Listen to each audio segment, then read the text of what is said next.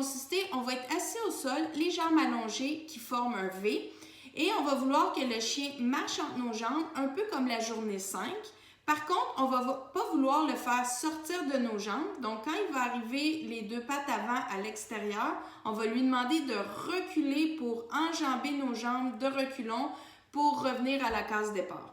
Donc, il va faire des allers-retours d'avant et d'arrière.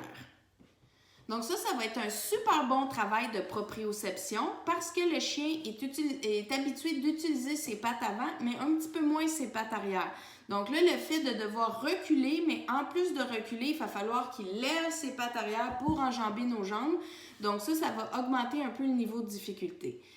Pour les petits chiens, là, plus mini ou vraiment petits chiens, ça va être un peu comme la journée 5, là, ce que je vous avais expliqué. Donc, vos jambes sont probablement trop hautes pour que le chien puisse les enjamber sans les sauter. Donc, ça va pratiquement être impossible. Là, si je pense, exemple, à un chihuahua, ça va être impossible pour lui de reculer en enjambant nos jambes sans sauter. Donc là, vous allez utiliser le même équipement que vous aviez utilisé à la journée 5. Donc, j'avais suggéré soit des nouilles de piscine ou ça peut être des bâtons ou des manches à balai, mais c'est important de bien les taper au sol pour pas qu'ils roulent parce que si le chien met la patte dessus, on voudrait pas que ça bouge et puis que là, il risquerait de se blesser.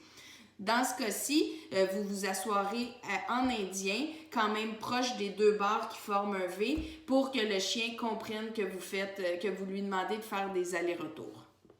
Aussi, pour que ce soit un petit peu plus facile, parce que c'est sûr que de marcher d'avant, ça va être relativement facile, mais reculer, c'est un petit peu plus difficile, puis reculer en ligne droite, encore plus.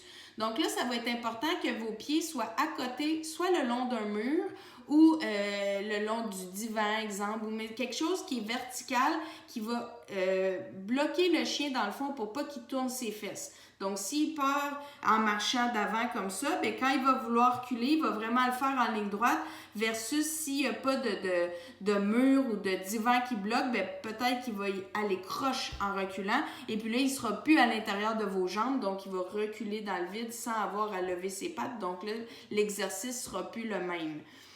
Donc, c'est important vraiment de coller ses pieds le long du mur, soit d'un corridor ou des armoires de cuisine, mais quelque chose qui est vertical, qui va bloquer le chien si jamais il veut reculer croche. La façon de montrer cet exercice-là, on va vraiment y aller graduel parce que la difficulté ici, c'est vraiment de reculer. Okay? Donc, on va avoir notre récompense dans notre doigt ici. Donc, notre chien va licher nos doigts. On va le faire avancer. Donc, il va enjamber notre première jambe. Et là, ça va être important qu'il continue de licher vos doigts. Et là, vous allez pousser dans son nez et ça va le faire reculer pour enjamber cette même jambe-là et sortir dans le fond de votre V. Donc là, il va déjà avoir fait un premier mouvement de reculon et on paye ça. Donc, on le réattire pour qu'il avance ses deux pattes avant par-dessus notre première jambe et on le fait reculer. Donc, ce mouvement-là, on va le faire au moins une dizaine de fois, juste pour que le chien assimile bien, j'avance et je recule.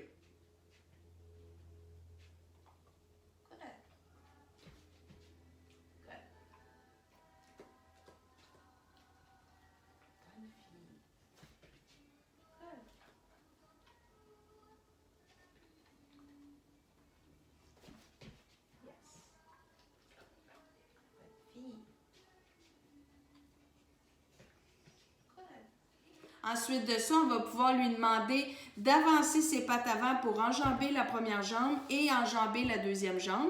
Mais les pattes arrière vont rester dans le V. Donc, on ne veut pas sortir complètement le chien parce que sinon, ça va être beaucoup trop difficile de le faire reculer. Et encore là, il va licher nos doigts et on va pousser dans son nez pour le faire reculer. Donc là, avec ses pattes avant, il va enjamber votre première jambe et votre deuxième jambe pour sortir du V et on paye.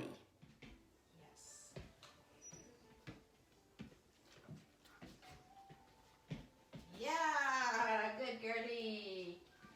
Yeah.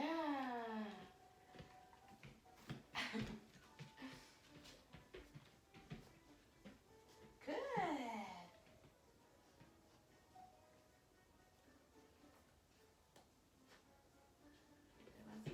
Yes. Good.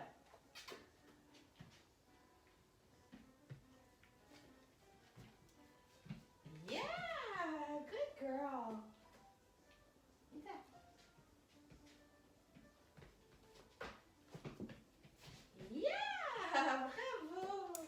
ça va bien, l'étape suivante, on peut demander à notre chien de rester. On va mettre la récompense au bout, dans le fond, de notre V. Et là, on va demander à notre chien d'aller la chercher. Il la prend, puis là, il ne faut pas la mettre trop loin parce qu'on ne veut pas qu'il sorte complètement du V. Donc, il faut qu'il garde ses pattes arrière à l'intérieur du V, mais ses pattes avant, eux, vont être à l'extérieur du V. Donc, il prend la récompense.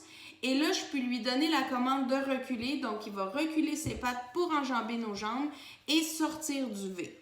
Et là, graduellement, pour augmenter la difficulté, on veut avoir moins besoin de pousser dans le nez. Donc, on voudrait que le chien commence à être capable de faire le mouvement un peu par lui-même sans qu'on ait besoin de leurrer.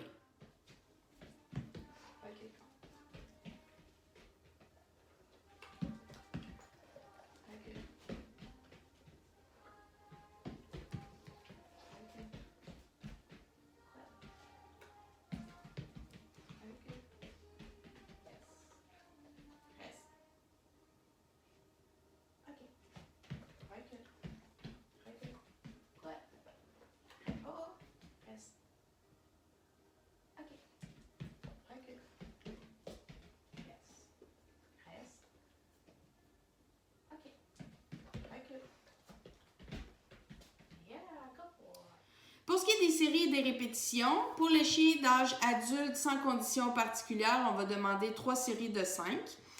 Donc, il avance et il recule, ça c'est une répétition. Et on va lui en demander 5, pause de 30 secondes, on en refait 5, pause de 30 secondes et on en refait 5. Pour le chiot, on veut, même si enjambé et pas trop haut, on ne veut pas faire trop de répétitions non plus parce qu'on est en train de lui montrer le mouvement. Donc, je dirais dans ce cas-ci qu'on pourrait faire une série de 5. On pourrait aller à 2, là, mais c'est vraiment le maximum. Donc, on ne fait pas 3 séries de 5, ça, ce serait trop.